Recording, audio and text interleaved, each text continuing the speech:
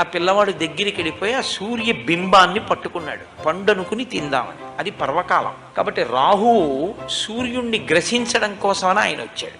పిల్లలకి చాపల్యం ఉంటుంది, కాసేపు ఇది పట్టుకుంటారు, ఇంకొకటి కనపడది ఆకర్షణీయంగా అనిపిస్తే దీన్ని విడిచిపెట్టి దాన్ని పట్టుకుంటారు. ఆయన ఈ సూర్యబింబాన్ని విడిచిపెట్టి ఆ రాహువుని పట్టుకోవడానికి వెళ్ళారు. ఆ రాహువు ఈ పిల్లవాడిని చూసి హడిలిపోయాడు. నాకు దేవతలు వరమిచ్చారు, నేను మాత్రమే పర్వకాలంలో సూర్యచంద్రుల్ని రాహువు కేతువు తినాలి, అటువంటిది ఇవాళ ఒక పిల్లవాడు కూడా వచ్చాడు. కాబట్టి దేవతలు మర్యాద తప్పారు, కాబట్టి దేవతల అధిపతినైన ఇంద్రుణ్ణి అడుగుతానని చెప్పి ఆయన వెనక్కి తిరిగి వెళ్ళిపోయాడు. ఈ పిల్లవాడు గబగబా వచ్చి మళ్ళీ సూర్యబింబాన్ని ఈలోగా రాహువు దేవలోకానికి వెళ్లి దేవేంద్రుడికి ఫిర్యాదు చేశాడు. అయ్యా, పర్వకాలంలో నేను తినాలి, కానీ వేరొక పిల్లవాడు వచ్చి తినేస్తున్నాడు సూర్యుడిని, అది ఎలా సంభవం, నేను వస్తాను పద అని ఇంద్రుడు బయలుదేరి వచ్చాడు ఐరావతం మీద. ఈ పిల్లవాడు సూర్యబింబాన్ని పట్టుకుని అది ఏదో కొరికి తినబడేటటువంటి పండనుకొని కొరకబోతున్న సమయంలో మళ్ళీ రాహువు వచ్చాడు. ఆయన మళ్ళీ ఈ బింబాన్ని వదిలేసి రాహువు దగ్గరికి వెళ్ళాడు. రాహువు భయపడి వెనకనున్న ఇంద్రుడి దగ్గరికి వెళ్ళాడు.